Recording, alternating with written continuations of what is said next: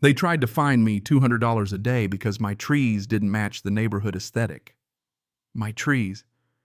On 500 acres of Oregon timber my family had held for 140 years. A woman in a white Escalade pulled up to my gate, looked me dead in the eye, and gave me 30 days to comply. That's the kind of sentence that sounds funny until you realize the person saying it thinks she owns your horizon. My name is Garrett Caldwell. I'm 53 and I work timberland in Harlan County, Eastern Oregon. My great-great-grandfather filed the original claim in the 1880s. We have a creek that runs steelhead, a barn built in 1889, an old-growth Douglas fir that has seen more weather than any HOA president ever will. I've been working that land since I was 14. On most days, I smell like sawdust, pine pitch, and diesel. Then Dwight Puitt came in from Portland and turned a neighboring pasture into Cascade Ridge Estates, 41 tidy lots, a beige clubhouse, and a homeowners association that had existed for all of 11 months.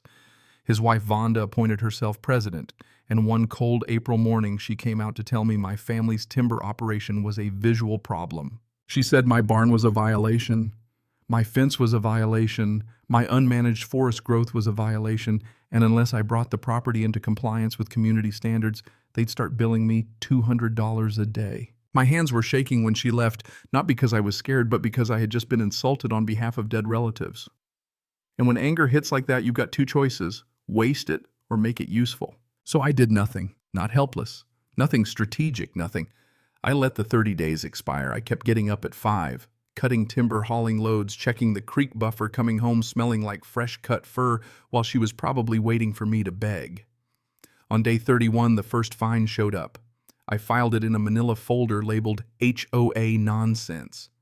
On day 45, she came back, photographed my property from behind her windshield, and mailed a longer notice listing 11 violations, including unmanaged forest encroachment, which is a very elegant way to say trees were being trees. Then I called my cousin Delia in Eugene. She was a paralegal, and I mailed her the HOA Covenants County records, my forestry plan, and the conservation easement on the riparian buffer. 3 days later, she called me laughing. Garrett, she said, these people either didn't read the property record or they hoped nobody else would. That was the first crack. Part of the boundary they were trying to claim was already covered by a recorded conservation easement held by the county land trust, older and stronger than anything that newborn HOA had written. On top of that, the law was simple. HOA covenants bind owners inside the subdivision plat, not neighboring landowners across a fence. Vonda and Dwight had drafted themselves authority they did not actually have. The fines kept coming. I pulled records and built a binder on my kitchen table. Then came my favorite visitor, a man in khaki pants and a Cascade Ridge polo who introduced himself as the Community Standards Enforcement Officer. His card just said, Brandon. He told me he was there to conduct a compliance inspection. I looked at his clipboard and asked, "You got a warrant?" He blinked and said this was a civil matter. I said, "You're standing at my gate on my land. You've got 30 seconds to leave before I call the sheriff." He made it 10. That should have been enough, but Vonda wasn't done. She filed a zoning complaint saying my timber operation was incompatible with surrounding residential use. That would have been clever if my property hadn't already been protected under Oregon's forest land classification. You don't build a subdivision next to working timber and then act offended that forestry exists. That's when I called Clifton Oaks. Clifton was 71, half-retired, wore suspenders, had a hearing aid that whistled when he laughed, and knew timber law inside out. Within a week, he answered the zoning complaint so thoroughly, the county dismissed it. He also sent the HOA attorney a letter sharp enough to shave with. That might have ended it. Except my neighbor Ellis Brewster mentioned the whole mess at the diner. And by the next day, half the county knew. Vonda hated that. She sent me a cease and desist letter claiming I was sharing confidential HOA information and defaming the board.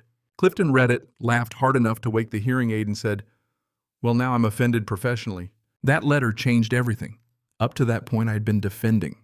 After that, I went looking for offense. I spent an afternoon in the county records room pulling deeds, plats, corporate filings, anything Dwight Puitt had touched. That's where I found the twist that broke the whole thing open. When Dwight bought the land from my old neighbor Walt Hennessy, Walt had written one condition into the deed. An old stand of oak trees along the eastern edge had to remain untouched forever. So I drove out there and looked. Every oak was gone. Cleared for a playground, a mailbox kiosk, and a concrete pad. just stumps and raw dirt where decades of living trees had stood. I took pictures, drove home, and called Clifton. Then I called Walt. Walt was 91 and living in assisted care in town. When I laid the photographs in front of him, he went quiet. Finally, he said he took them all. By the end of that week, Walt had a lawyer. And once Clifton started pulling, the whole sweater came apart. Dwight's construction loan had covenants the bank wasn't going to enjoy hearing about. The HOA board had never held a lawful election. Vonda had simply appointed herself and 2 friends. The notarization on the governing document carried an expired commission. The fines against me were shaky. The jurisdiction claim was worse. That's the lesson people learn too late. Power grabbed in a hurry is usually held together with sloppy paper. Public records remember what pride tries to hide. So we built a plan. Oregon law allowed homeowners to force a special HOA meeting if enough members petitioned for one. Cascade Ridge had 41 lots. We needed 9 signatures. Ellis quietly got 11 from homeowners who had started realizing Vonda's idea of governance looked a lot like control. Clifton filed the petition. Then he notified Dwight's bank about the loan issue. Walt's lawyer prepared suit over the destroyed oak stand. A reporter at the county paper started checking records. A state regulator got a complaint packet on the election failures and bogus jurisdiction language. A week before the meeting, Dwight called me at sunrise, trying on a new voice. Smooth, reasonable, all misunderstanding this and good faith effort that. He said the HOA would forgive every fine, formally acknowledge my land was outside its authority, and hoped I would approach the meeting in a spirit of cooperation. I let him talk, then asked one question. Are you aware the oak stand on your eastern boundary was protected by deed restriction? Silence. He muttered something about contractors. I said, I'll see you at the meeting, and hung up. That afternoon, his attorney sent a settlement offer. Money for my silence. Money if I stayed away from the meeting and stopped organizing homeowners. Clifton read it to me while I sat on my porch listening to the Douglas firs moving in the wind. Tell them no, I said. The meeting was held on a Tuesday night in November at the clubhouse. I expected 20 people. There were 46. Every lot owner was there or represented. Ellis stood in the back. The county paper was there with a notebook. A woman in gray from the bank sat near the wall. A man with a state lanyard showed up for the regulatory side of it. And in the front row sat Walt Hennessy, 91 years old, beside his attorney. Vonda sat at the front table in a blazer bright as a fire hydrant. For the first time since this thing began, she looked unsure. Clifton stood first. Calm, quiet, merciless. He laid it out point by point. No lawful annual election, defective notarization, invalid fines, improper jurisdiction claim, pending state complaint, bank review underway, deed, restriction lawsuit already filed that afternoon. Then he handed out a 1-page summary listing the reasons the claimed fines against me were legally unenforceable and invited the board to explain otherwise. Nobody could. Then the bank representative stood up and said the loan issues were under active review. Then I stood. I said I'm a 5th-generation timberman. My family was on that land before any of your streets existed. I didn't ask for this fight. I got a letter telling me my trees were out of compliance. My trees. I have threatened nobody. I have done everything through public records, public law, and patience. So here's all I want. Every fine removed, written acknowledgement that my property is outside HOA jurisdiction in a lawful election. Then Gloria Whitfield, retired schoolteacher, raised her hand and moved that the board resign immediately. Somebody seconded her before she finished. The vote wasn't close. Vonda folded. Rutherford stared at the table. Paige resigned by text while still sitting in her chair, which honestly was the funniest part of the evening.